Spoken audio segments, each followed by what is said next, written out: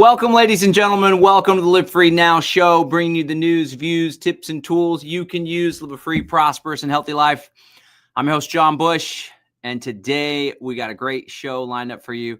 We're going to be talking to Tom Barnett about natural law and lore stories, stories we tell ourselves too.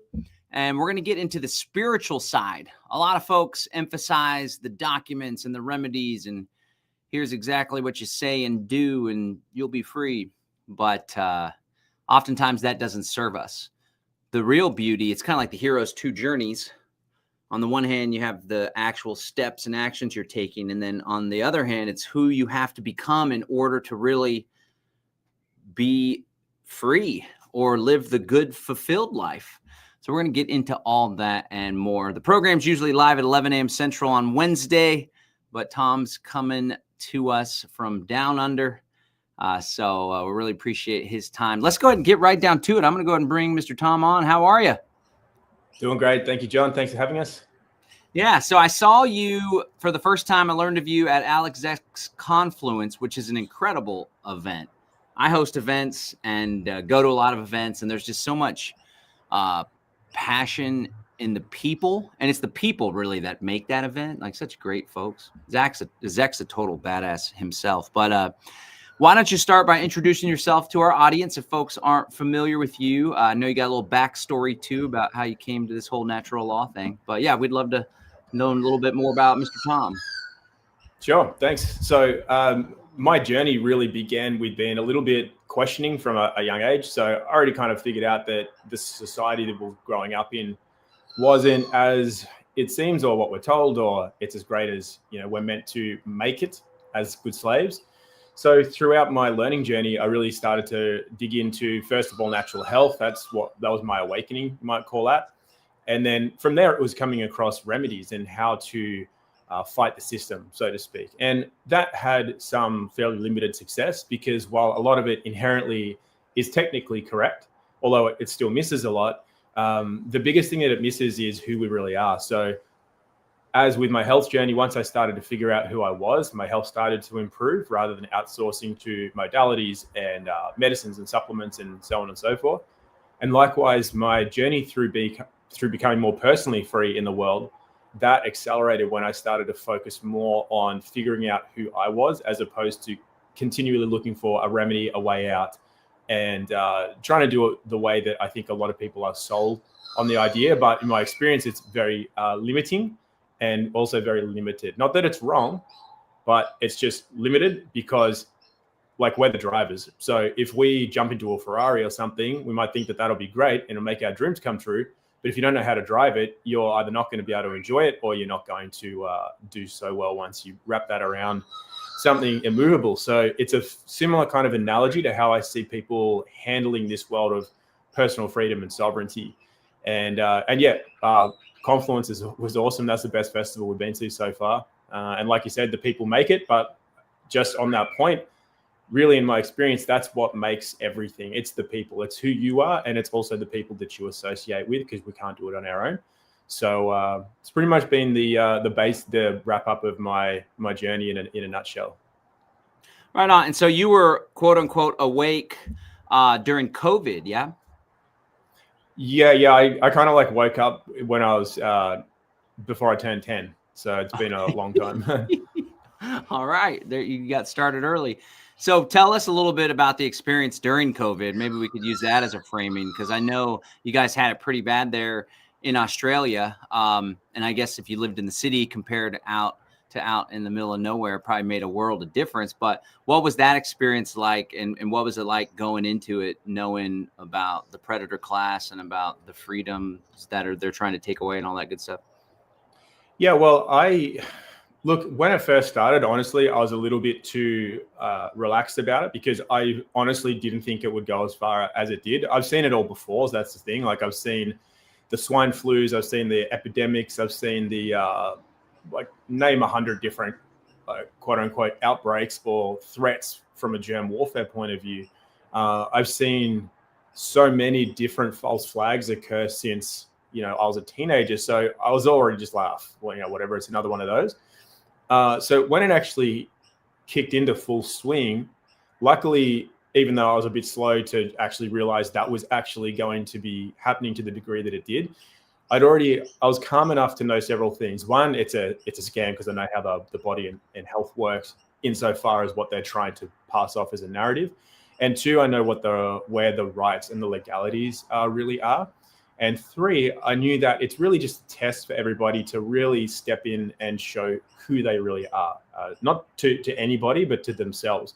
And in my opinion, to God or creator or life, or however you want to contextualize that. So what that really means is we can think that we know about health. We can think that we know about our rights and that they're inalienable and we're born with them and the government can't do this and et cetera, et cetera. But when it's there in the street and people are actually telling you under threats of violence that you cannot go here or you must put this on your face or whatever, that's when you know whether or not you actually know what you're talking about or what you think is true and meets reality, so to speak.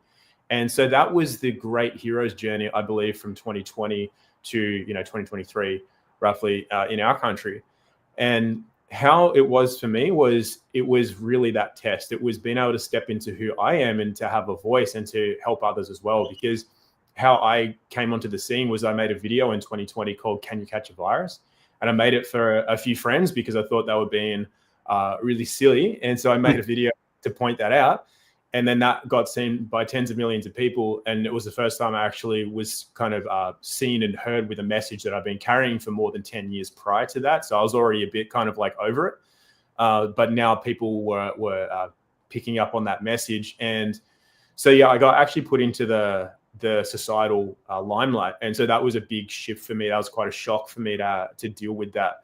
So what it taught me was, all right, I think I know this stuff, or I know internally that I know this stuff, but do I really? Because I had to really back that up. I had to step into that and into that character to be able to, just fulfill that role that had been thrust upon me. As far as dealing with it though, John, it was like, I know people had very bad experiences, but for me, it was very easy. Mainly because I was calm enough. So if you imagine that you've been training for a sport for a long time and other people haven't been training for this sport, they don't even know how to play the sport. And then all of a sudden you wake up and everybody's on the field and the game starts, the siren goes off and everybody's like, what are we doing? Like, what is this? I didn't even know there was a game. I don't even know how to play it, but you've been training, you know the rules of the game.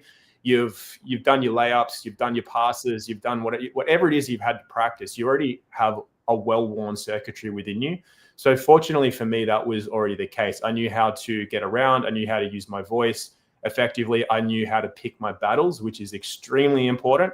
Like, what is actually going on? How do you use discernment here? Because so many people were just not picking battles. They were really barking up the wrong tree, getting themselves into trouble because they just didn't know how to discern what was actually going on, which is a direct result of really not knowing who you are in relation to the world around you. So, it was quite easy for me. And actually my life and a lot of other people's, I do believe, did get a lot better from that point onwards because it was a sifting of narratives, morals, actual knowledge versus projected expertise and what have you, for example, on the internet. That really sorted the wheat from the chaff during that period. And so my life got better as a result. And other people's, although they haven't realized it yet, that probably got better for them as well. Just they haven't really internalized that to a point where they're able to see that as for what it really is.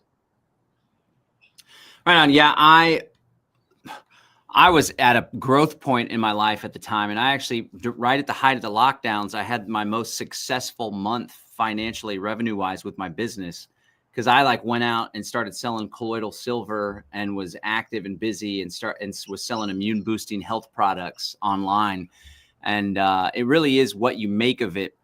Let me ask you this, and I'll give you a setup for this one. I haven't shared this publicly very much, but I'm kind of getting it's frustrating for me not to be able to share it because I'll coax it. But anyway, my wife and I separated several months ago, and it looks like we're working towards it not working. But throughout this process, I've been in this intense growth phase. I was already growing spiritually in the past. Really, I've been obsessed with self-development since like 2017, but it's accelerated in the past couple years, and it most definitely accelerated during the separation. And one thing that I kind of came to find out was, at first I thought maybe communication was a big issue. So I really dove into nonviolent communication and being more conscious and really finally understanding and being capable of being empathetic. And then I started to experience without my ego getting in the way anyway. And I'm like, okay, I got this. I fixed things, right?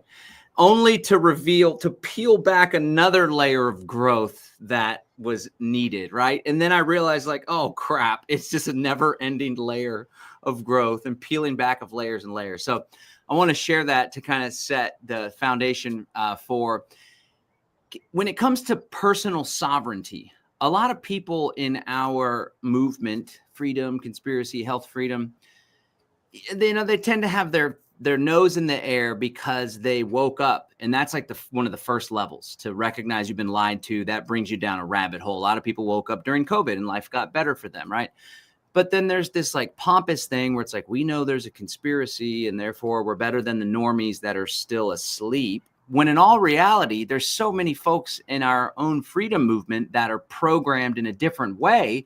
And then we do ourselves a great disservice by thinking that we're somehow superior because we're awake, when in all reality, sometimes in that regard, people become then enslaved to fear and the new world order's around every corner and my quality of life is going to suffer because I'm going to obsessively watch conspiracy documentaries, doom scroll, and then word vomit over my family, ruin personal relationships. So can you kind of speak to that? Because you keep saying when we know ourselves, and that's a whole journey and process in and of itself, but maybe because I heard you and Zach talking about this on your podcast too, like maybe just share some of your thoughts on how our freedom movement has a tendency to kind of self-sabotage when it comes to seeking true sovereignty and personal power. You know what? It really is a self-sabotage. I like the way you put that because it's interesting. Like if we'll take a step back for a second, like a lot of people, for example, want to have a better financial life or more general freedom in their life. Like forget the New World Order and the whatever that people see as the enemy. But we have these ingrained belief systems, like we might want more money, but we associate money with greed or bad people. It's like if you have that ingrained belief system, you're not going to have more money. You'll self-sabotage because of your core belief system around things. And when people wake up, they tend to have a core belief system that they are done wrong, that they are a victim, because that's how you start to see the world. It's like, it's not fair, right? So we have unfairness, we have morally wrong, we have this can't be right, this isn't right, I know better, and et cetera, et cetera. And it's a big internal conflict because unless you can see the part that you played in it or the fact that you might have already agreed to it, which I'm sure we'll end up talking about offers and agreements, or that this is for you, like this is maybe the whole hero's journey purpose of coming to this realm in this lifetime, until you can start to contextualize concepts such as those, you're going to have an inbuilt belief system that this isn't right. So how are you going to make something right if you already believe that something isn't right? It's this conflicting thing, like I would like to be more financially free, but people who have high finances are evil and morally wrong, and it's greedy. They just don't go together. So you're going to constantly be in a state of poverty because you have a poverty mindset. And likewise, you're not going to be free because you have a non-freedom related mindset. And that afflicts a lot of people. And I get it because it's kind of scary if people wake up kind of late in the game. Like when I woke up, it was relatively benign. Like the same forces were still there. The same scams were still being pulled. People were still being loosed in the same capacity, but it just wasn't as overt. Like when I was a kid, we didn't have trannies running around trying to tell us at school that we were girls when we were boys or anything like that. Like we had a relatively innocent childhood, although, you know, it was all there, just a little bit more covert. So when people wake up in today's world or post 2020, like I get it, it's a bit of a shock to the system. But the reality is there's a couple of quotes that come to mind. One is that life doesn't give you anything that you're not capable of handling. So a lot of people didn't wake up. Generally, that's because on a soul level, they are incapable of handling the process of waking up, because life wants to support itself, wants to test you to see what it is you're willing to receive, because it wants to give you a lot. But if you're unable to maintain or contain it, it won't give it to you. It's like a little test. And some people are just unable to contain the principle of free thought or thinking for oneself. It's too scary, out of the realm of possibility, so they just won't have it. That's why you see people out there, you're like, it's right in front of your face. How can you not see it? They actually physically and energetically cannot see it and will not see it for the duration of their lifetime. And that's okay. That's how that kind of part of the program is. But for those that did wake up, even if it's scary, even if you keep seeing enemies, and even if you feel super disempowered, just know that at a fundamental base level, you can handle this. If you couldn't handle it, you wouldn't have woken up. So that's kind of where you want to start. You want to start empowering yourself with belief systems that actually support you rather than disempower you. So that's really where I think a lot of people go wrong, is they never grow out of that. They stay in a childlike state, like mummy this, daddy that. Like, this life isn't fair because mummy won't let me eat this candy. Life isn't fair because daddy won't let me go out at night and come back after like 10 p.m. or whatever it is, like these imposed disempowering belief systems. And that's what it's like. The government won't let me do this, or the TV or my Facebook said that this is going to come and take away another right. Or it's a very similar paradigm. It's a very childlike state. So when you start having inner authority, you start having a less of a need to experience external authority. So we can break all this down as well as we go, but I guess that would just set the framework for what happens when people find themselves in a place where they're constantly just looking for the next reason they're going to die. It's like a learned helplessness, we call it.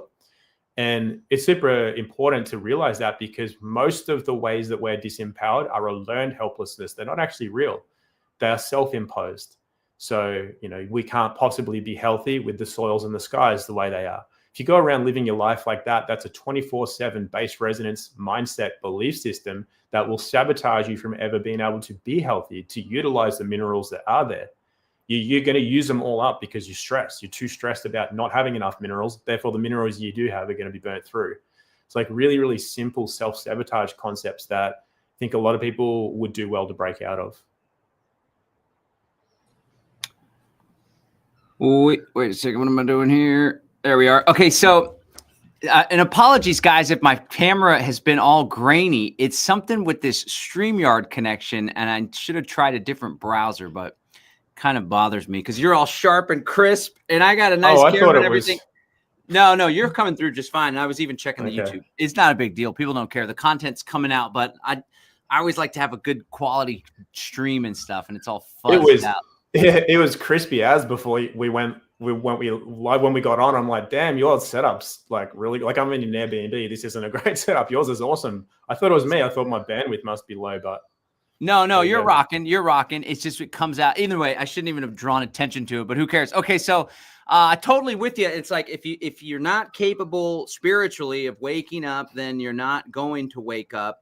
And I've been diving deeper into Christianity too, and what you shared about you're not going to be able to handle that which you can't handle. You won't be given the trials that you can't handle. There's a lot of stuff in the Christian world that, it's like God's not going to test you unless he knows you're ready for these tests. And then still like, okay, well, maybe you're ready, but you self-sabotage. Then you can count on the test coming back a little bit later, maybe after you've picked up a little bit more wisdom. But okay, so folks wake up, they watch a documentary, the lockdowns happen, and they're like, this ain't right. And now they're aware of a conspiracy. So that's one degree. That's one layer. And then maybe, just as you said, you can't wake up to something unless you're capable. So because I think the next evolution, and sometimes it happens first, and then they wake up to the quote unquote conspiracy.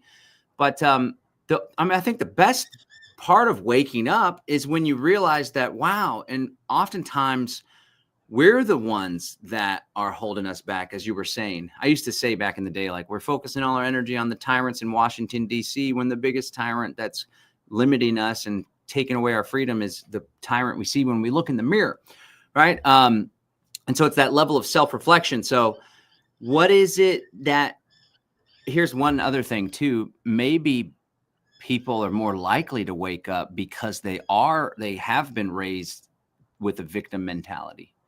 And then they go out and seek the ultimate aggressor, the state, the predator class. And then they get in the even deeper victim mentality. Whereas before, maybe it was like an ex-boyfriend or their parent was aggressive or some trauma happened. Now they're like, they sought that out. Maybe that's why some people wake up, because they're looking for a bigger aggressor to be a victim to.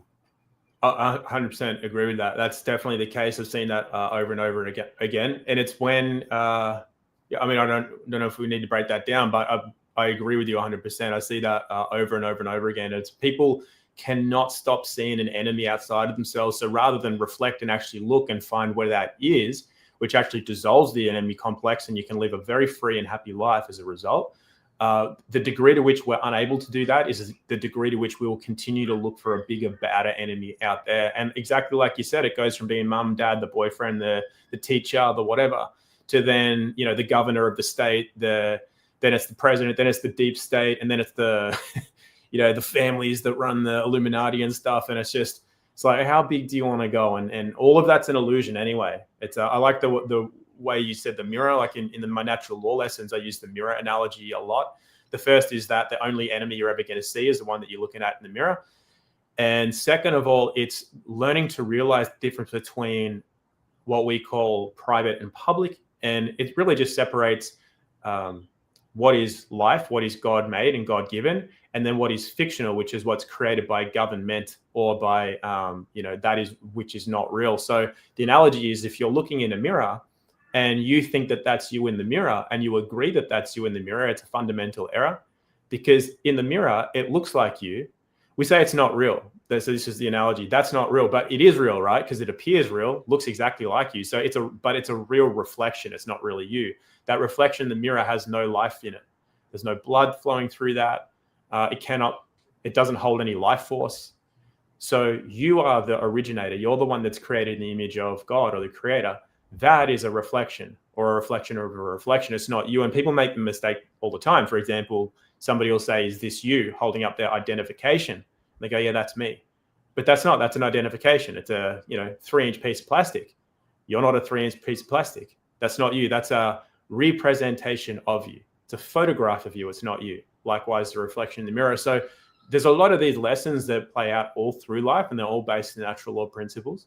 And when people can start getting a hold of that, they can make a lot of separation from this world in which they see all of these enemies and they think that that's the problem. They start to come back to themselves and realize, hey, maybe I'm the one that's the problem. And as soon as I can start to handle some of myself, my programs, my limiting beliefs, my traumas, and et cetera, then as you handle those, they appear less and less in front of you in the world around you. You actually start coming across people that are very helpful. Start even coming across members of the public, like police officers or council workers or state officials that are helpful towards you. You're like, what? They're trying to help you with something? They're trying to lower my rates on my taxes? They're trying to not give, it's like that starts to happen. And it gets to a point where all you're surrounded by is what people think that they want, which is, trees and meadows and animals and other families and people are just living a happy life.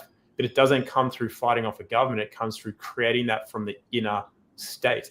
You're creating that already. Like, that is your inner world. That's your inner world. So that reality, which is a projection or an expression of that, that's what you end up seeing and finding yourself in. Fighting doesn't get you there. It's like a paradoxical relationship. Yeah, that which you resist persists. When you said it's a reflection of a reflection, after you said we're made in the image of the creator, were you implying that we, the actual flesh and blood person, man, is a reflection of God? Is that what you were going for? Because that's what I got. Well, there's a lot of different ways to look at that. So us and who we really are, our true self, is like made in the image of God. This is only my opinion. I'm not like a religious scholar or anything like that. But what we do is we buy into illusions all the time. Like, we're almost constantly cut off. Most people are almost constantly cut off from their creator, from God.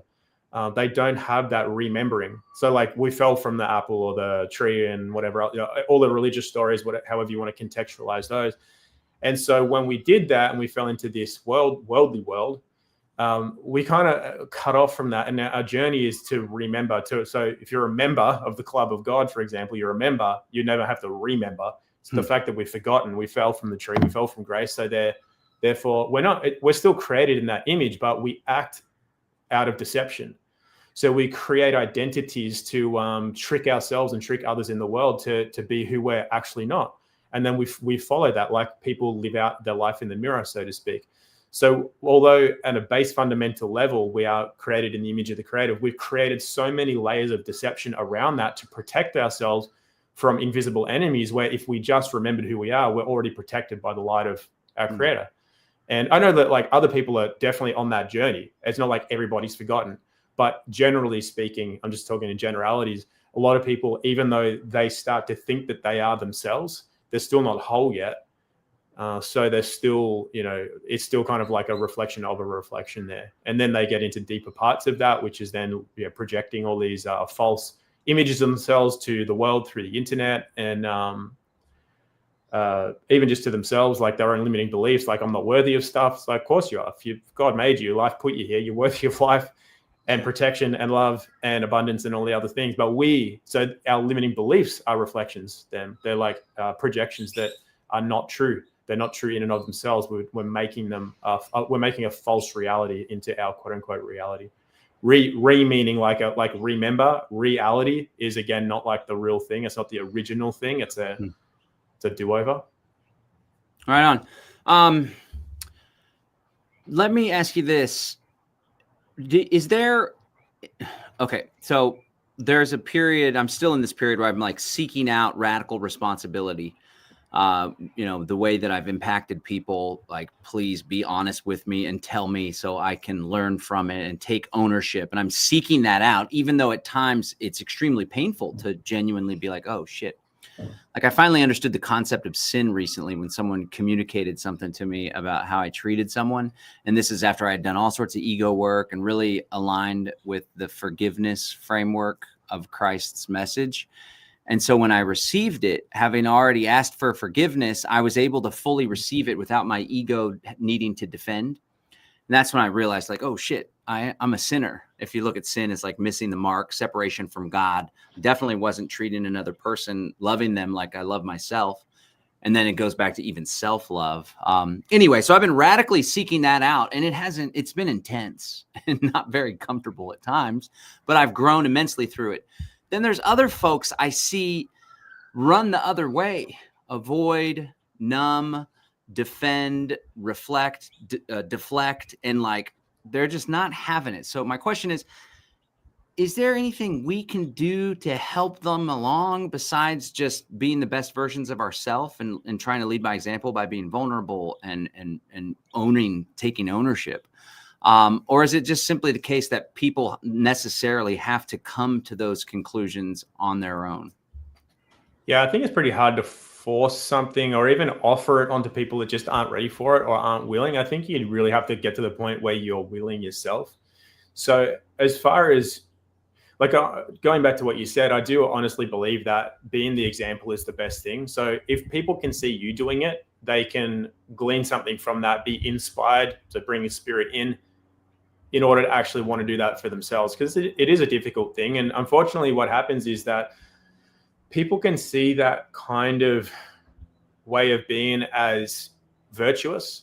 So then they want to do it, but it ends up becoming performative, which means that they'll do all the things, like I'm doing the thing to appear as if I am, being the thing, but they're not. It's just like the song and dance. So they're doing all the methods, and then they create a course on the methods, and then it becomes like this whole big thing, and like do this method to not sin. And it's like, you're missing that in itself is an entire sin. You're constantly missing the whole point of it all. And that's rife in the world. Like, thankfully, there's a lot out there that's bringing attention to the fact that as men, we've been led astray a lot. There's been a lot of corruption in ourselves and our masculinity. So there's a lot more coming into the public awareness of, men's work and masculinity, but a lot of it's performative. It's like getting around with a bunch of guys and beating your chest and yelling and doing ice bars and things like that. And there's nothing wrong with that. It's just that it's not the thing. It's performative. It's like doing this to feel like I am becoming that.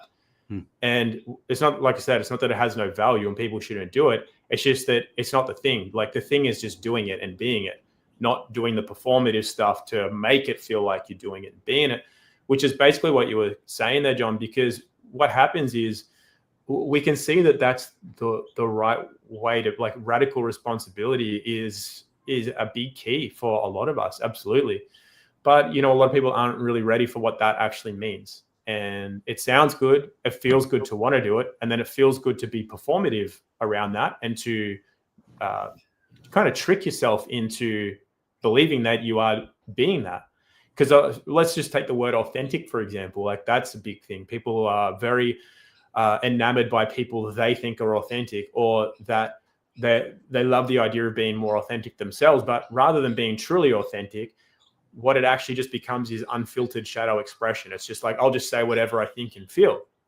And it's not really you, though. That's not authentic. That might just be unfiltering yourself of all of the garbage that you've been wanting to say and what you think about the world, which is all illusion and lie in the first place. So how is that authentic? It seems like it. It feels like it. It looks like it. You can argue that it is, but at the end of the day, it's not the same thing. So how do people get there? Or I don't think we're meant to, it's like trying to get somebody to see, what the world is, for example, to quote unquote wake them up. I do think it has to come from an internal switch that just happens of their own, but it'll happen faster if no one's trying to convince them, but they can just see they're around other people who are a bit past where they are. And they're like, well, that guy's not as reactive. That lady doesn't have the same fear in her eyes that I've seen in myself or others. There's something about that. Now something's triggering inside of me. Something's turning on naturally and innately inside of me. I think that's how it comes. And then it comes from a curiosity. And the more people that are actually doing it and living it, the more chance I think we have of that, spreading to others, rather than, because if we go at it with knowledge, like, this is it, this is the way, this is how to do it, I think that'll just entirely miss in everybody that's falling upon their ears. Yeah. And it just, through the conversation, just revealed for me, remember the layers. So it's like, all right, here's another layer. Maybe I need to focus more on myself and why I feel the need for that other people to be at that place. You know what I'm saying? What is that about me that I feel uncomfortable that somebody's not going there instead of just being? But that's natural. It's natural because it's a genuine solution. It's a genuine solution for a lot of what we see in the world. That's why. So it's coming from a good place, but it's, like I said, but we're all different too. I should actually, before we say anything else, we're all really different to each other, and we all have a lot of different strengths and weaknesses, and we also have a lot of different purpose in life. And so when I'm saying this thing, it doesn't apply universally to everybody. It applies to me and in a lot of observations I've made, but I can't make all the observations there are to make. So while I've learned in my experience that if I go to like try to tell people or whatever, it comes across really arrogant, really authoritarian, and a lot of things that are just not going to land with people. However, you and I are very different. So if you were to go about sharing that as a message, for example, because it is a solution to a lot of things, that's not the wrong thing to do.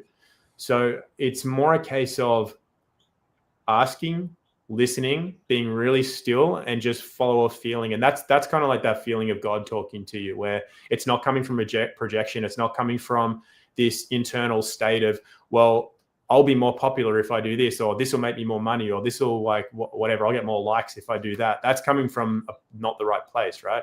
But if it's coming from a place of stillness and just pure potential and power, then I would follow that. There's nothing that would be the way for that individual. It's not based on what I say. It's based on how you feel. And if you're genuinely feeling into it and it's to get to that more holy place within you, I would go for it. Right on. Okay, let's switch gears, but not even switch gears. How would you define, there's all these loaded words nowadays, right? Like natural law is one of them. So I understand that's one of the phrases that you utilize, and that's what we're seeking to align with natural law. A lot of people use divine law. How would you define natural law? Why is it important? Why are you working in this space? And what's it all about? Well, why I'm working in this space is because it presented itself naturally to me. It's not what I chose. It's similar to the example I just gave. I didn't like look at what's a great term to use or whatever. It naturally boiled itself down to that and presented itself as the need that I needed to fill.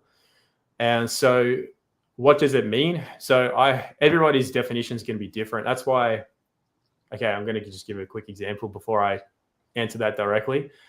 My profession before I landed in film and photography, before I landed in what I'm doing now, was a holistic health practitioner.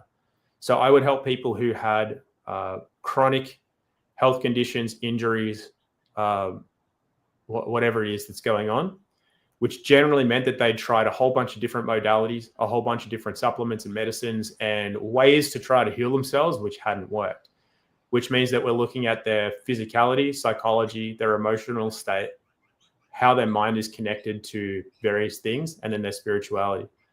And in some way, shape, or form, one of those bodies, physical, mental, emotional, spiritual, astral, etheric bodies, has an injury of some kind, and it's making its way into the physical. So taking a pill for that or doing like whatever modality is not going to help that. And what I noticed was it's kind of like, if you look at it on a hierarchical structure, like a holistic health practitioner would be higher up the hierarchy than like a doctor who just looks at an allopathic approach, or a chiropractor, a physiotherapist, a naturopath, because they do one thing. And it's like, well, they don't look at these other elements. So therefore the holistic health practitioner was kind of like the elite, if you want to look at it that way. So it's not, this is just an analogy. It's not actually how it is. But so what I noticed then is that people were just being like, yeah, well, I'm a holistic plumber. Yeah, I'm a holistic health facilitator. Like, it just started to become this thing that people attached an elitist label to what they're doing, which then fundamentally misses the point again entirely and waters down the whole thing. And I ended up getting a bit, this is a fundamental error in natural law. I kind of got the shits with it, and I was like, oh, if this is what people are going to do with it and what they think it is, like, I'm out. So I bounced, which was the wrong thing to do. But it's really similar to what you see in the world of natural law or divine law. It sounds good, seems like it'd be the right thing to say or the right way to label stuff. So like, yeah, I've got like natural law toilet cleaner coming out. You know, I got a divine law course in making more money in bonds trading.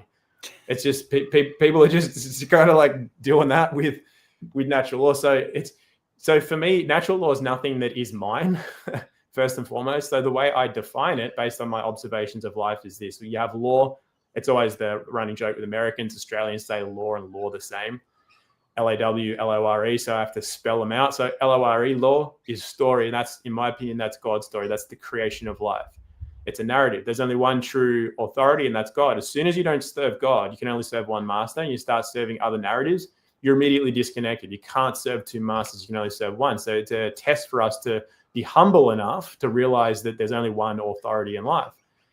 So when we forget, we're not insourcing anymore, we're outsourcing to all this other crap. So fundamentally, it's the story, it's the narrative, and there's only one true narrative. The rest is deception.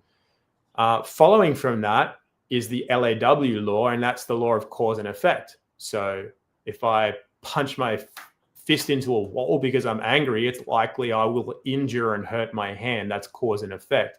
If I stay up to life and dishonor nature's laws, I'll be tired. My health will start to decline and my faculties will decline, and so on and so forth. They're just really basic laws of life, cause and effect. So when you marry the law, which then creates the authorities and the narratives, because authority comes from the word author, so who's authoring the narratives, and then your cause and effect, you have your natural laws. And so that's the only way that I describe them. And how I break down the lessons that I share is all they come from those two fundamental aspects. So that's how you get offers, leading to how you handle an offer, leading to an agreement, no matter what an agreement is formed. So that's how you can reduce victim consciousness. I've agreed one way or another, so it's time for me to figure it out, like level up my standing, level up the authority, like what's really going on. You start to remove illusions, start to come back into being whole, meaning holy, and so on and so forth. So you'll find that particular way of looking at it through Christianity, heaps of other religions. through the Tao Te Ching, through spiritual texts like the Vedas, you'll find that same narrative play out everywhere. So it's not mine, same as the hero's journey, that'll play out everywhere. It's not mine. All I've done is I've observed what's happened, and I've observed my own errors in life and what led me to severe states of dis-ease.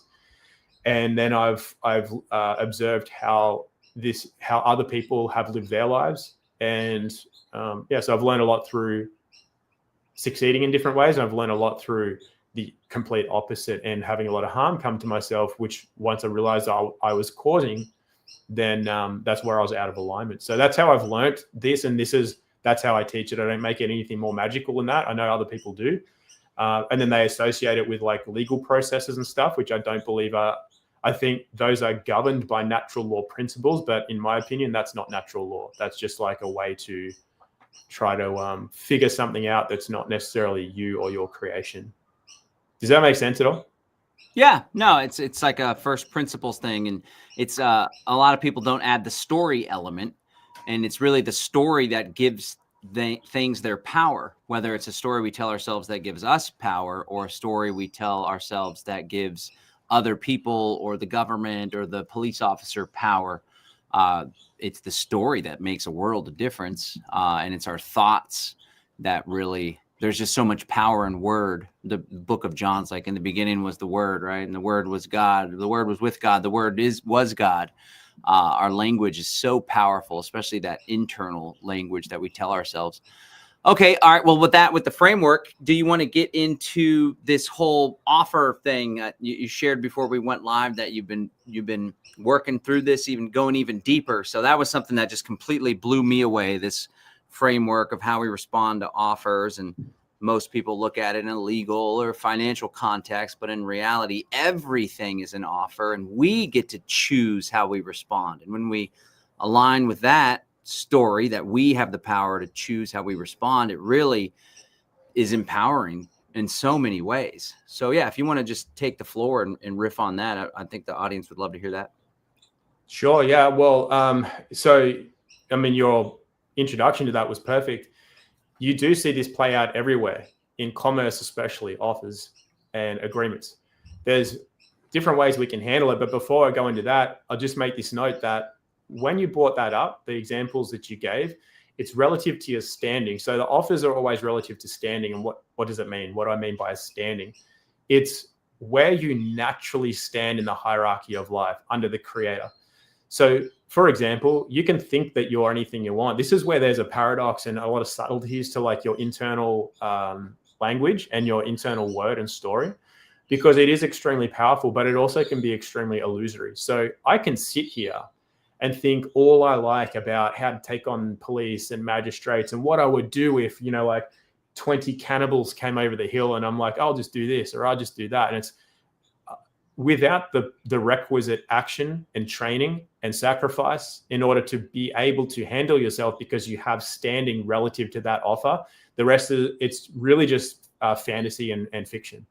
So it's really important to kind of come from that, which is something that I'm delving more deeply into my lessons that I run these days, which is looking at the standing, which is relative to the offer. So the same, a lot of us are given the same offer. Like, look at digital ID. That's hot on people's lips at the moment, is digital ID. Now, technically it's the same offer, but it's not the same offer to everybody. And the reason it's not the same offer to everybody is because we all occupy different standings. And I can say this just with confidence. It's not, I hope it doesn't come across as arrogant, but that offer to me it's like a non-offer. It's not really something I'm there to entertain. I don't even have to handle it the same way other people do, because I've done the requisite prior work to get myself to a stage where I have a standing relative to that offer, which means that if I have to handle it in any way, shape, or form, it'll be a relatively benign handling. Whereas for somebody else, it's going to require a lot more work to handle the same offer, to form the same, or it'll never be the same, it'll be relative to them, an agreement based on their standing. So how I will contextualize that for people is, I've been using this analogy recently, is my current role is in a teaching capacity. I teach principles of natural law as a profession. I get paid for that. Other people are teachers, but they teach like trigonometry in the state school system. So as a teacher of one kind and then a teacher of another kind, when this kind of generic offer of digital ID lands on our desks, my standing is already way different to that of a trigonometry teacher in the state public schooling system.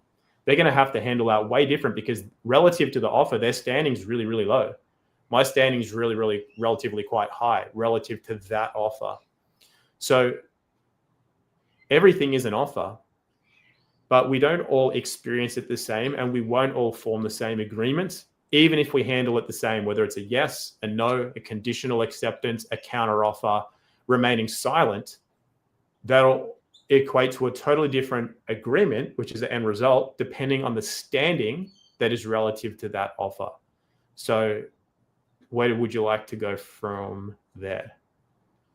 No, that's good. So if somebody, like in the UK, apparently it's, if you want to work, or if you work in the UK, you have to have digital ID. I imagine they'll mix it in with the payments or whatever. And so if you're independent of that, if you're an entrepreneur potentially, or if you work under the table, outside of their system using alternative currencies, for example, then you have higher standing. And I appreciate that. And it is different for every person. And I always try to be conscious of that when I'm teaching strategies in crypto and alternative currencies, because there's a lot of folks that are knee deep in the system. And there's other folks that are just getting started.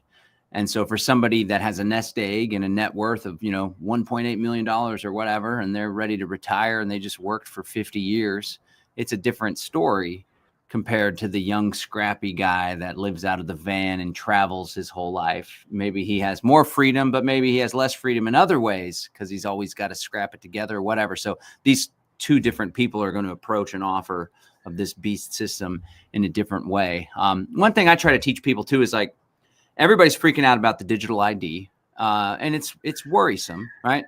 And here in the US, we have Real ID, which is like a national ID card that will soon, it's like the foundation for what will be a digital ID. I'm sure they're putting the systems in place. And in Texas, they became Real ID compliant a long time ago. I've been in the game for a long time too. So I remember back in like 2005 when people were working to nullify Real ID with the 10th Amendment state nullification bill. Maybe it was 2007 or so. And a lot of them passed, but then it's not an offer that the federal government accepted. And they're like, okay, we'll accept that with conditions that nobody can fly out of your state.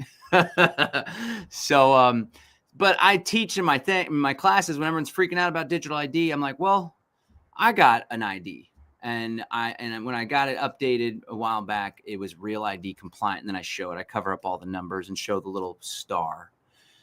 And I'm like, because I did the right to travel thing for a while and ended up racking up 5 tickets. It was a total pain in the ass. I went and fought each one in court. I was found guilty each time. Oh, and then when they issued the verdict of guilty, and then they tried to fine me, I had a conditional, or I did a counter offer, like, okay, but I can't pay, I'm not going to pay you anything. And one time the guy was like, oh, you're pleading indigency, which is like you can't afford it. And I said, no, I just have a moral objection to giving money to the state when I'm being coerced. And he was like, oh, okay, I'll accept it. I think he just was like, thought I was great at my arguments and stuff and was kind of impressed. But either way, what I tried to teach and then I was like, I'm not doing that anymore because I had a kid at the time and I was just tired of getting pulled over, and I would always kind of mouth off. I'm not the best strategy, but I try to assert myself when I should have just kept my mouth shut.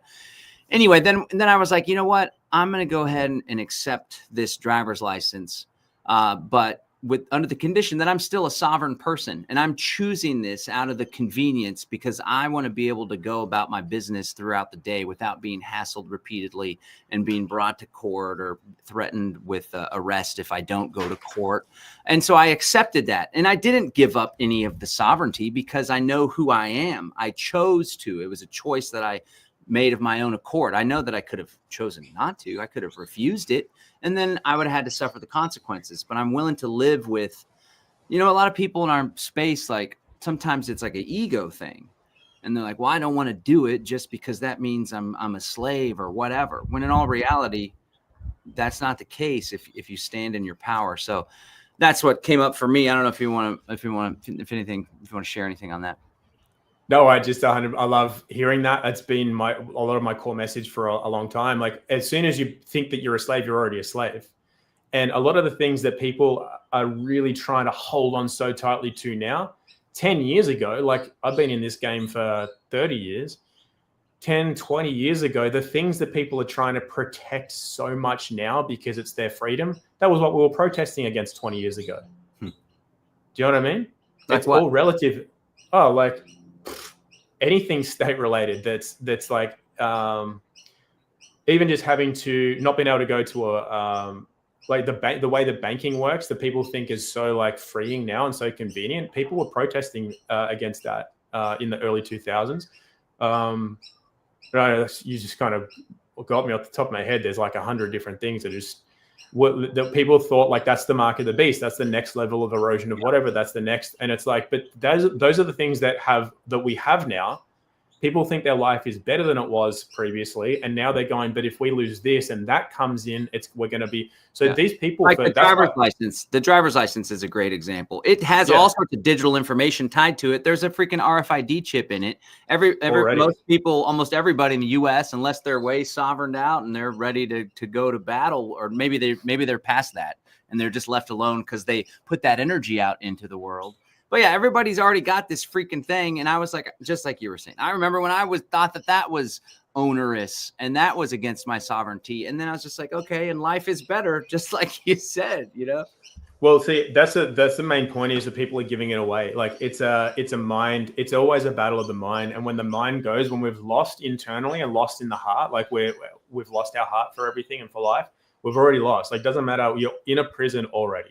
You have lost against the agendas. You accepted the offer. You formed an agreement that you're already a slave. So it's really, really important not to do that. It's why I got out of the freedom, quote unquote, sovereignty movement after so many years, because those people who I started with, they are all burnt out. They're all still angry. None of them are creating anything. They're all just like angry. That's not to say that it has no value and you shouldn't like be aware of this sort of stuff and be looking for solutions. You absolutely should be doing that. But thinking that these people have spent 30 years, I've experienced it firsthand, being a slave the entire time that they're trying not to be a slave. It's ridiculous. And I was just watching quote unquote normies just going, but these people are so much happier, more successful, have a more vibrant family. Like they're holidaying, they're doing everything that you think you can't do. These guys are living it and they don't even know what's going on.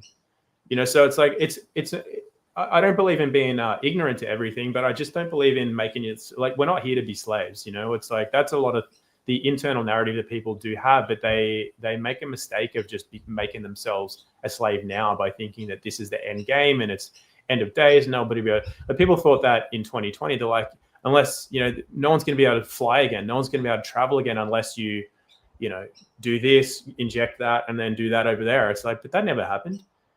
It's this big psychological operation that people will either cave to or they won't. And if you haven't seen it enough, because I've seen it enough over 20, 30 years, it's always the same. People thought, no, not this time. Not with COVID. No, not this time. This is the time where it's like, it's the same. Everyone's still traveling and doing whatever. Now, you can argue that the net tightened. Sure. But it's at the end of the day, no one can take what is truly yours. And that's an internal thing. If you maintain that, you remember that, and you keep living that as a pure state of being, your external world. See, that's what I mean by we're not all the same.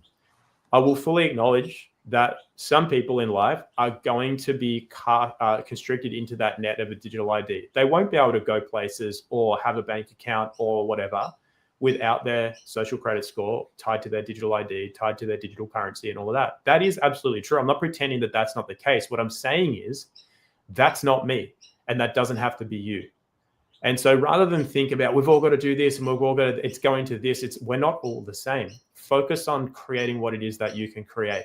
For some people, yeah, they're going to be in a different battle than you. And yeah, you can actually help those people. Should that be the right thing to do and that case presents itself. But until then, you've really got to do your best to make yourself the most quote unquote sovereign being that you can be. And it's got nothing to do with the government and nothing to do with paperwork. It's to do with you and who you are. You get that right, everything else will fall into place, no matter what. That's the big faith test. So, you know, we were saying before about some people don't necessarily have the ability to wake up, but if you have been given that opportunity or that offer, it means that you have the ability to get through it. It's the same thing, but everyone always wants to know the answer before they get started on something. It's like, yeah, well, I will quit my job and start a business as long as I know that at least 50K will come in the first year, or as long as I know that I'll have customers. As long as, like, that's not how life works. How life works is that you make a decision, and to decide, I did a podcast the other day explaining this, to decide means to sever or cut. It's cutting two options in half, and you're really dedicating to one.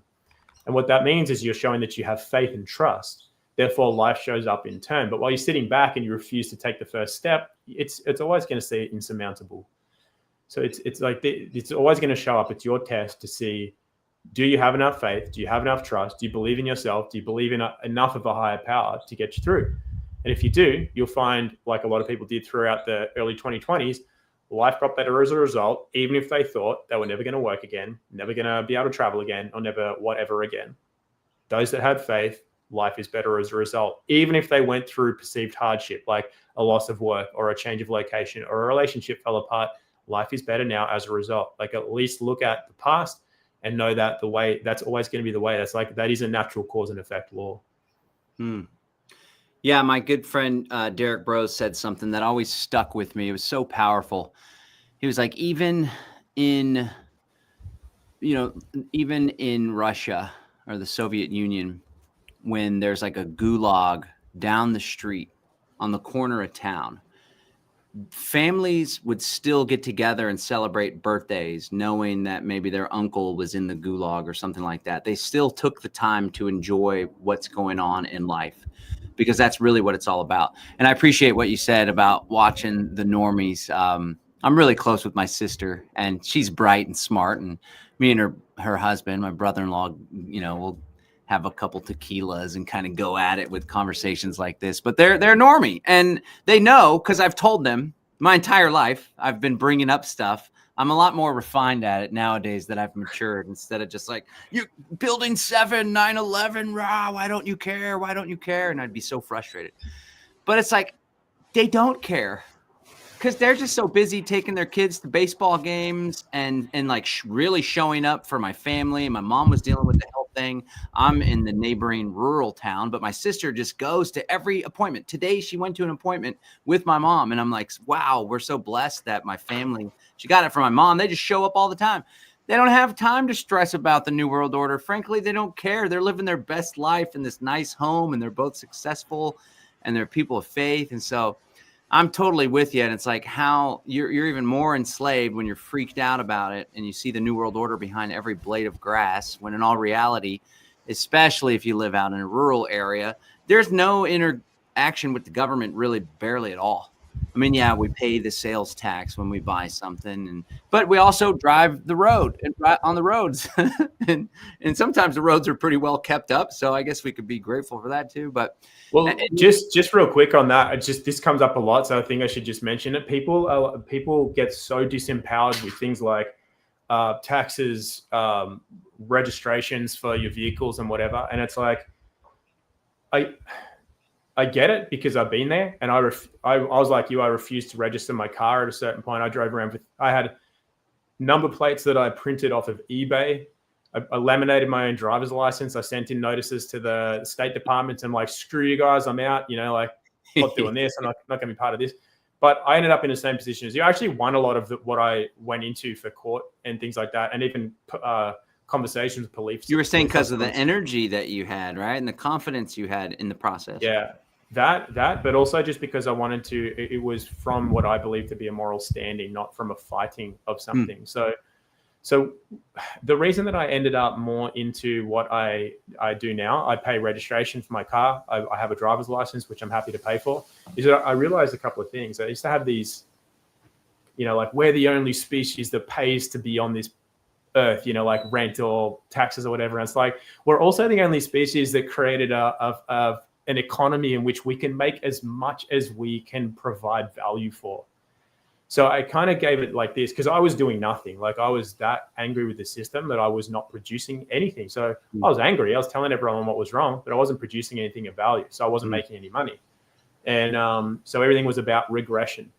And while a lot of my ethos may be technically correct about the system and whatever, At the end of the day, this system's been in here way before, like it's been in here a long, long time. The monetary system, taxation systems, and whatever.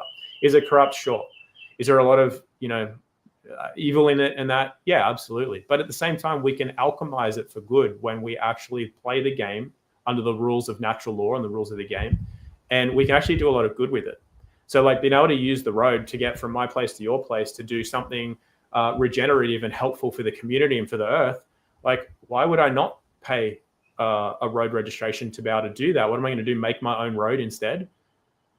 That's it doesn't make any sense. Same with taxes. Like I definitely recommend looking into how to minimize taxes and things, especially if the government's trying to take half of your earnings. Like that's yours. It's your sweat equity. It belongs to you.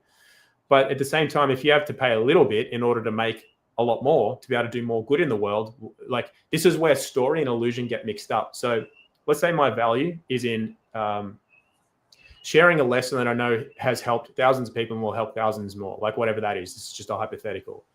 Am I going to prevent myself from, I'm like, no, I'm not paying registration, not getting in a car, not using the roads, not using the B system.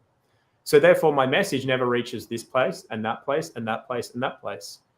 So I'm the one determining right and wrong. I'm the one judging everything, and that's not my place. And I'm the one regressing and becoming not who I am. My gift and my service to God or service to the world, I am preventing that from happening. Likewise, imagine paying 50% taxes. And if you do that, you actually, because of what you do, it allows your business to grow and your message to grow. And now you're making, 500 million a year, as opposed to 50,000 a year, because you pay 50% tax.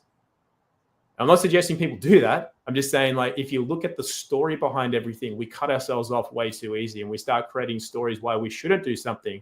Whereas if our message is pure, or our gift, whatever it is, could be a skill, could be a message, it could be something that you make, it could be something, whatever it is, just a basic service job even. That's usually one of the greatest services to the world. If you allow your belief systems about the system to prevent you doing your gift in the world, that's a sin right there. That's a miss.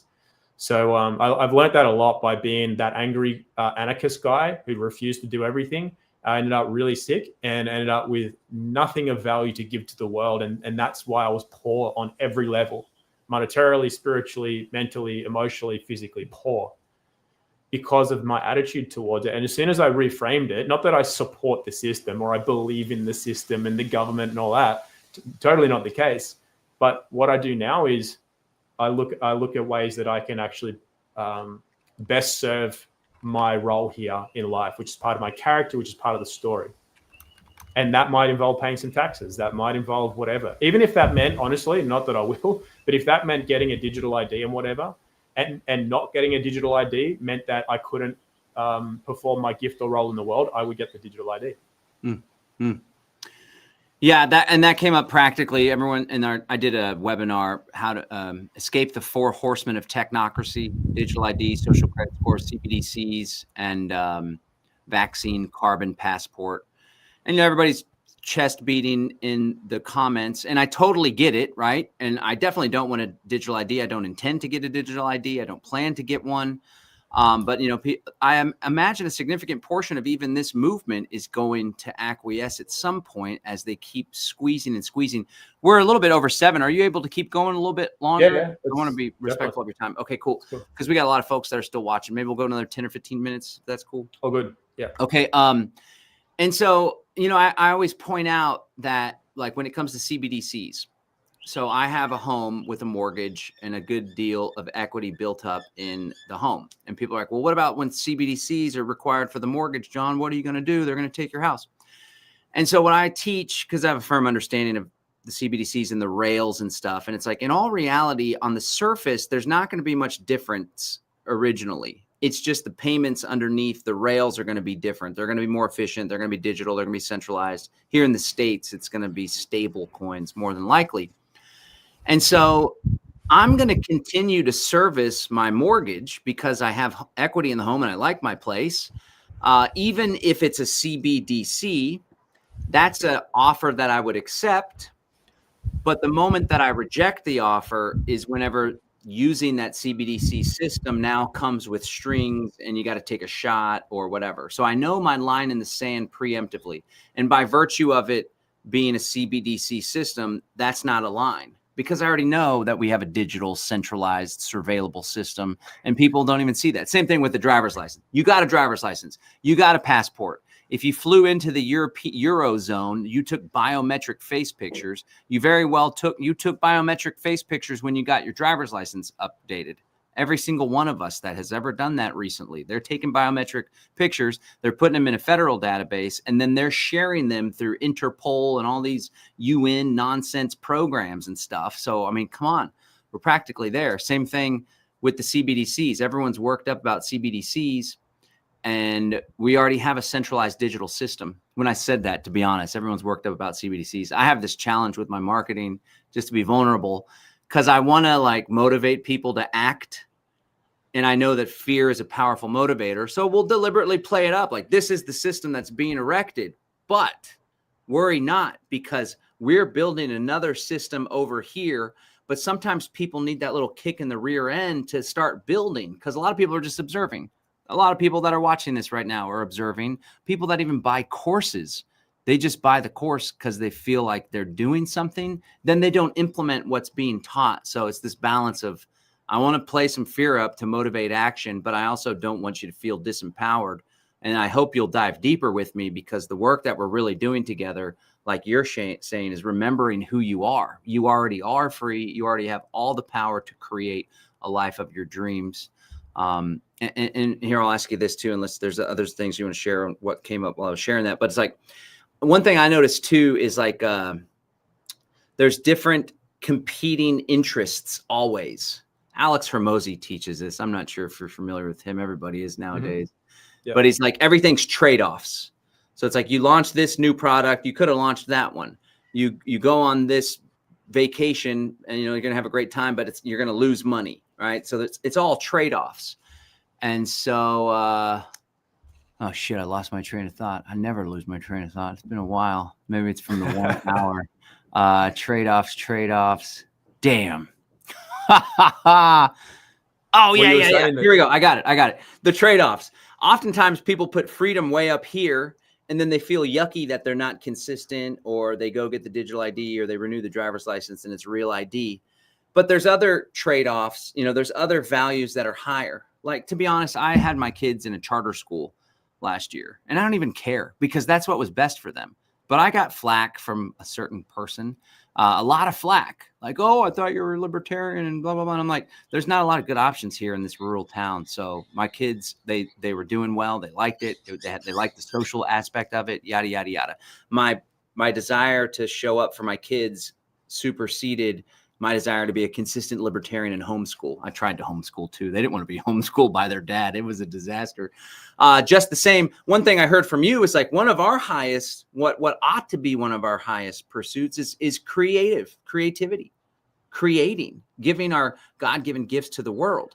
And sometimes the ability to do that and do that well and do that in a good way to really fulfill that purpose may be at odds with our freedom at times. What are your thoughts on that? Oh, 100%. Everything, we basically are speaking the same language. So this is all the stuff I've been sharing as well. What I would like people to realize, though, is when I say something like, if I had to, in order to be who I'm meant to be, not projecting who I'm supposed to be, not letting life subtly, shift maybe what I'm supposed to be doing. Like, you get an identity around something like, oh, I'm a natural law teacher, so therefore so life might be shifting me in a different direction. So I would listen to that. But should it be my prime purpose to actually get from here to America, to share a lesson that can't be done online, can't be done another way, it's to serve a particular role and purpose, and I had to get a digital ID to do it, and I would do it. When I said that before. When I say that, I would also like people to know that you are only limited by your own creativity and how well you know yourself insofar as what that actually means, because that can mean 20 different things to 20 different people. How you do it is one thing. How you form agreements is another. And then I won't go into it on a public stream, but to the degree to which you can be creative actually, who didn't do this during COVID, right? Well, it depends on how hectic it was for you. Some people couldn't get across a border without like a COVID passport, vaccine passport, whatever. A lot of people got good at Photoshop during that time. Do you know what I mean? It's like there are so many creative solutions to so many things that people see are problems. We had a border closed between northern New South Wales and the Gold Coast. And everyone was like, oh, I couldn't even go and see my mother. And it's like, do you know how many thousands of people every single day got themselves across that border 10 different ways that you just couldn't think of? But they've still got this victim narrative story about, no, but they shut it and I couldn't do this and I couldn't. It's like, come on, you just didn't think. You weren't in your joy enough to be free enough to actually think straight and be creative. So you're lost. You formed the agreement. You created the prison for yourself because everyone went across that border. You know, whether you made yourself a fake pass, you walked across and got picked up, you drove, it was like 800 meters up the other end. You could have driven your car across in a different way, but everyone wanted to go to the border stop to fight the man. Like, oh, no, I'm going to stand for my rights. And I'm like, sometimes there might be times in life where that's the thing you got to do. That wasn't it. That was seeing an enemy that wasn't real. That was not picking your battles. That was not being smart and creative and doing what everybody else did, which was just get around it in a more creative way and still got to where they wanted to go. Didn't apply to them the same way. And it's just, I'll just say that because I don't want to say stuff that people are like, oh, I'll try that. And then they get, whatever. But there's ways to be creative. So when I say I would get the digital ID, yeah. But what that means is different to what other people might think that means. Yeah. And there's also, when it comes to some of these remedies too, like the corporate person and then my flesh and body. And so you can kind of parade around in this permission slip world, knowing full well that this really is me and I stand in my power, but I'm complying with A or B in order to travel. It just reaches a point too where it's like, I'm totally with that. And just like with the driver's license, I complied with the driver's license and it felt yucky originally, but now I'm like, I don't care. I've never been more free in my life. And I love it. I love life and I love my kids and I love being unencumbered as I drive around, even though I got all my registration up to date. My tags actually might be expired, but nobody really checks those anyway. But the thing with that though, John, is that first of all, if you're going into this fresh, how you handle that contract determines the final outcome in the agreement. It's way different depending on how you handle it, how you sign, how you don't sign, what you agree to, what you don't agree to. And then even if that's not the case, if you actually understand how contracts and agreements work, and at a later date, something pertinent comes up that really seems like it's a big deal. If you understand how contracts and agreements work, you can nullify that in the moment, form a new agreement and go, like, everything's an offer. And when you learn how to handle offers in an empowered way, you don't get hung up on these sorts of things, because when you know how to handle the trickery, you're never gonna be this disempowered slave that has like locked themselves into a box. Mm-hmm. And like I said before, it starts with the mind, but then as you learn more about things and your skills improve, you don't even worry about things like that, because even if you sign for a new thing, it doesn't mean what you think it means. Even from a basic, can I just give a really basic energetic principle for this? Like people, for example, you're in your joy because you're just going to see your kids. Who cares about the driver's license? It doesn't mean anything. We established before, you're not your reflection, you're not your driver's license. So likewise, even if a machine takes biometrics, by cameras, fingerprints, whatever, that's not you. It's not your soul essence. It still belongs to you and God. Like no one can capture that. Like it's not, people think like just by thinking your essence is being taken, you've already lost. Like it doesn't go that way. You give it away. That's the principle of natural law. Nothing can be taken from you, but you as an offer can be tricked to lose faith, fall into fear, and lose trust in life. And therefore you become part of the deception and you give it away. You give it away. It's never taken from you. And so my wife, Summer, she's very sensitive. She's just a very sensitive being. Very intuitive, and she would always get headaches going through airport scanners because she's sensitive to the EMFs and things as well. But as soon as me and her went through a few exercises together where you remember who you are and you're standing in relation to a machine and an offer and all that, she's just learned how to maintain her own energy in relation to we traveled recently America and Europe. We would have gone through, I don't know how many, 40 or more, 50, never gets a headache ever. She's always get a headache going through one machine. Yeah, so it's like these principles are really important for people to learn. And then from an empowered place, learning, knowledge and skills based on contracts, offers, and agreements, and how it works, and how you maintain your sense of self, first of all, from an inner place, but then from a way that you actually handle the world of commerce around you. It starts to become a lot more fair than you think. Yeah, I love that. That's good stuff. Speaking of tricks, when it comes to the scanners here in the U.S., a clever trick. Every time I go travel, I tore a rotator cuff a while back, and when they ask you to go to the scanner, you say, "Well, I can't go through the scanner because I can't raise my hands above my head. I tore my rotator cuff," and they bring you through the metal detector every time, and then all they do is swab your hands, no pat down or anything. It's just one of those little tricks. But yeah, we do that too. We do that too. But it's just to let people know, like, there's nothing out there that can truly harm you unless you give yourself away. There's always, within any offer is also the remedy. That's like a natural law as well. So there are always, if you read up on things, for example, about what you're told. Like, we've been through airports where we've made people just shit themselves because they're trying to tell you that the airport policy is what you have to do. And it's like, no, but the federal law says this. So you're trying to tell me that you override federal laws? That sounds like something you could be indicted for. That sounds like you could go to jail for that.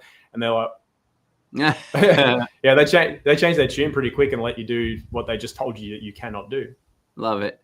Yeah, it's like they only win when you give up your power, when you step into just a total state of fear. That's where they really have the power, and that's really what they want people to do. I'm going to read this quote here, and then there's one more thing to go over, and then we can wrap. This is a great quote. I don't know if you've heard it before, but it really is in alignment with what your philosophy is. Let me pull it up and see if I can make it go full screen here. So you should still be able to see it. Yeah. It's Robert Heinlein. It's from the book, The Moon is a Harsh Mistress. I am free no matter what rules surround me. If I find them tolerable, I tolerate them. If I find them too obnoxious, I break them. I am free because I know that I alone am morally responsible for everything I do. That one always resonates with me quite a bit. What are your thoughts on that one there?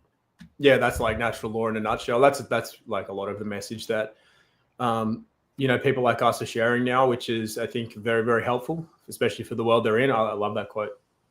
Right on. Okay, Jesus Priestess was asking if you could clarify once more. Just hit the different, because I did an email earlier and it was like, this framework has been super powerful. And I shared how, diving deeper into Christianity, I get a lot of pushback, not a lot of pushback, but some people push back on St. Paul. Right. And so Paul, people say, was a Roman psyop, which kind of watered down Jesus's true message and brought a lot of the church back under the influence of Rome, which morphed into the Roman Catholic Church later, this, that, and the other. And so I went into reading scripture aware of that because I was extremely skeptical of Christianity and approached it from this intellectual skepticism. And it wasn't until I went from my head to my heart that I really started having a deep relationship with Christ. But I accept that maybe that is true. Or actually, I accept what I learned in the Paul's gospel with the condition that maybe there is a conspiracy there, but there's still so much value that I've gained from it. So that's one of the examples that I've used this framework. But can you just hit that framework again? And you added a few. You said counter offer. So what is it now? It's 5: accept, reject, ignore, conditional acceptance, counter offer. Those two are pretty much the same thing. Okay. But how does this have power for us beyond? Because it seems more easy to understand when we're dealing with commerce, right? And earlier I said government and business. You would say commerce is both of those, right? Okay. So that seems a bit easier to understand or grasp. But from a spiritual perspective, from a mindset perspective, how does this, everything's an offer, and there's 4 ways to respond. How can that be applied for folks in their day-to-day lives or things they may come across that can help them to stay in their power? So the first premise is that we don't have to do anything. So if you are under the impression you have the story or narrative that you have to, then the authority goes to have to. So we don't have to do anything. There are consequences to every action that we take and that we don't take. But at the end of the day, you don't have to. So if you start there, you're already a bit more free. Now, the reason you don't have to is you can handle offers 4 main ways. You can accept the offer, which is just saying yes. Now, it still doesn't mean you have to. You're just accepting it and saying that you will do. You can say no and reject the offer, in which case there can be consequences to that. But at the end of the day, you don't have to, so you've said no. The next way is your conditional acceptance, which is saying yes, but on the conditions that you state. So those are terms and conditions. Like any contract has terms and conditions that makes it conditional. And that's also a negotiation or a counter offer. So yeah, I'm happy to do that for you, John, as long as it meets these criteria or you do this for me in return. That's saying yes upon the conditions. That's a negotiation or a counter offer. Then the fourth way, which is generally not recommended unless you are very aware of your standing in relation to the offer, which is what we went through before, is to remain silent. So silence is acquiescence, and it's actually taken as your agreement only if you have nothing to say in relation to an offer that you have a relative standing to that means that you should really be handling this. An example of an offer that you don't need to handle would be like some, leftist woke group coming at you and just go, you need to explain yourself, John. You need to explain why you think that everything's an offer and you don't have to, cut this off and dye your hair blue. You need to explain yourself, John. Like, you clearly don't have to explain yourself. That's an offer coming from something that is well below your standing. Okay. But if it's an offer to do something like, hey, look, unless you want to handle this letter that says that if you don't respond to this or do A, B, and C for us, we're going to come and take the deed to your house, or we're going to bulldoze your barn or something, which isn't up to regulations. You would want to handle that, because if you remain silent, you're saying that you have nothing to say, which means that you agree to the offer and the terms and conditions of having your barn bulldozed or something to that effect. Now, does that mean that they have the right to bulldoze? No. So that's why you need to make your standing relative to the offer known, which then nullifies the offer. And you would do that with either a flat no, if you have the standing to support that.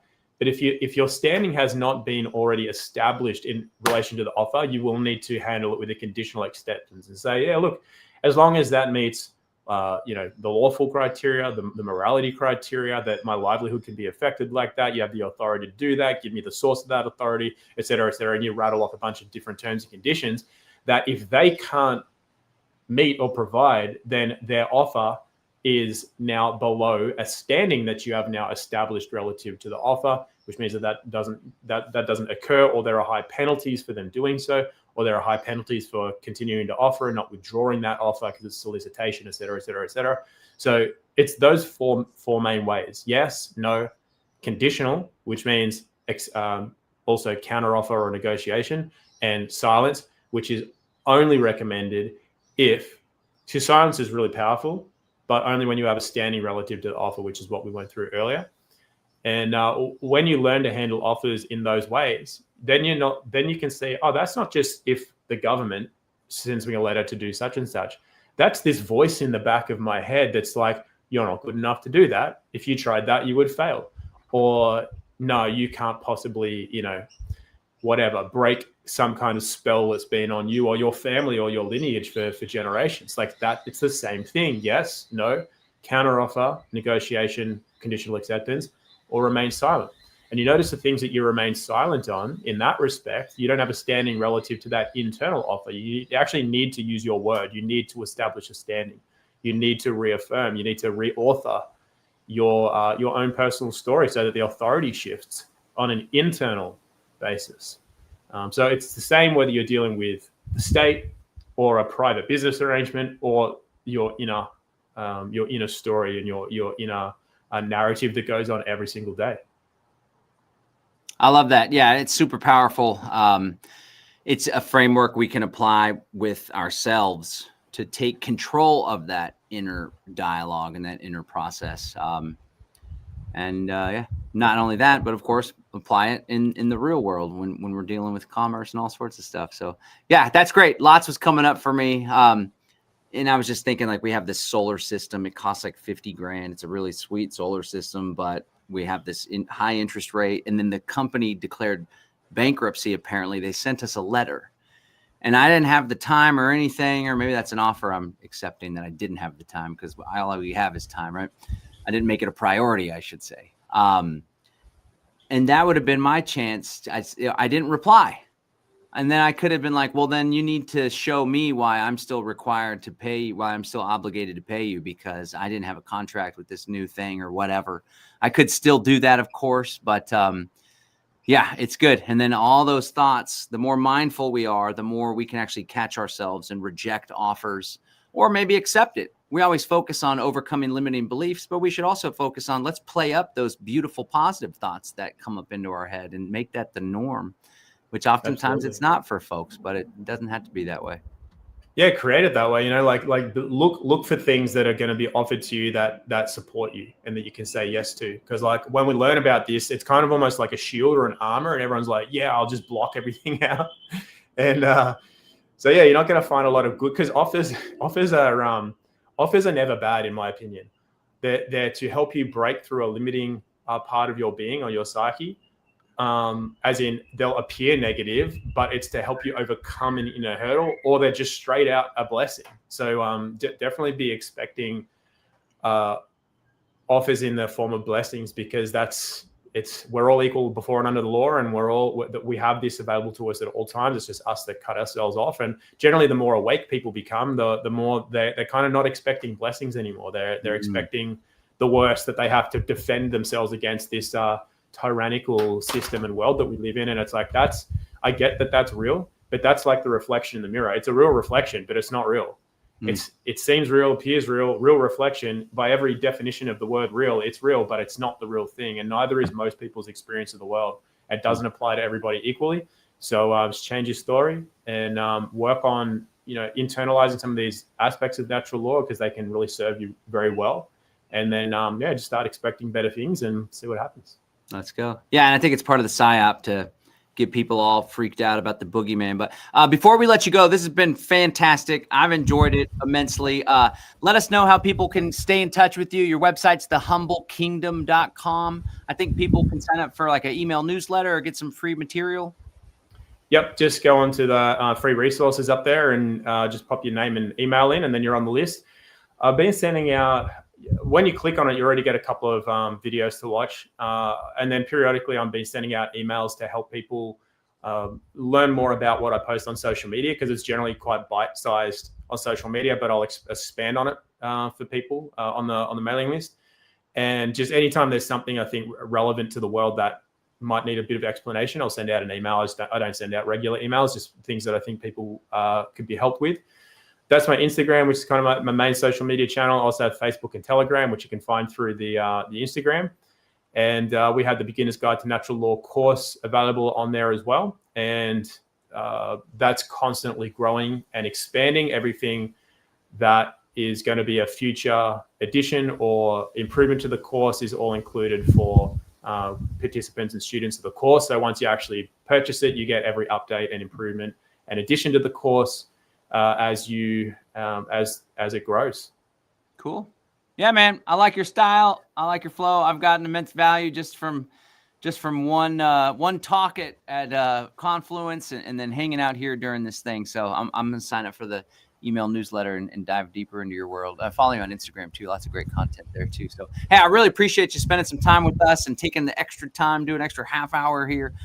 It was really informative and empowering. So thank you so much. Definitely appreciate it too. Thank you. All right. Take care, Tom. Cool. There you have it, ladies and gentlemen. Wow, that was great. Really deep, different way to look at this whole natural law thing. Everybody always gets lost in paperwork and filing and this, that, and the other. But the real freedom lies in knowing who we are, as Tom likes to say. All right, guys, until next time, stay free out there. This is John Bush signing out. Every week, Live Free Now show. Next week on Tuesday, we're doing the show on Tuesday. We're mixing it up, keeping you on your toes. because we got 2 guests in a row that are overseas. Tom was in Australia. Next week, Tuesday the 28th at 6 o'clock. Tuesday the 28th at 6 o'clock, we're going to be joined by James Corbett of the Corbett Report. That should be a good one. We're trying to up the caliber of guests and have great guests more often to grow the show. Guys, subscribe to the program. Share it with your friends. Subscribe to the podcast, livefreenow.show. There's a whole podcast version where you don't have to see the blurry John on YouTube. Livefreenow.show. Subscribe to the podcast. Follow us on social. And, of course, thank you so much for being a part of what we're doing here in the world of Live Free. I know there's so many other things you could have been doing tonight at 6 o'clock Central, but you chose to be here with me, with Tom, soaking up this knowledge and wisdom. I just want to let you know that I greatly appreciate you. Thanks. Until next time. Peace.